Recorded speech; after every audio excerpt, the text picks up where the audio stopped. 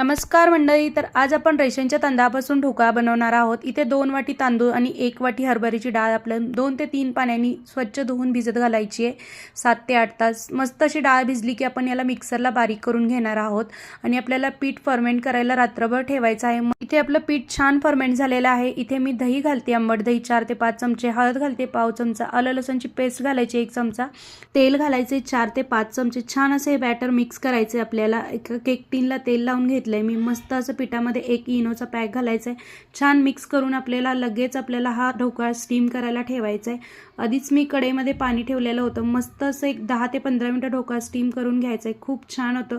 कढईमध्ये तेल घातलंय, मोहरी घालायची, कढीपत्ता, हिरवी मिरची, मस्त असं तडका तयार झालेला आहे। याचा पूर्ण व्हिडिओ पाहायचा असेल तर खाली दिलेल्या त्रिकोणावरती टच करा। मस्त असं आपला ढोकळा तयार झालेला आहे।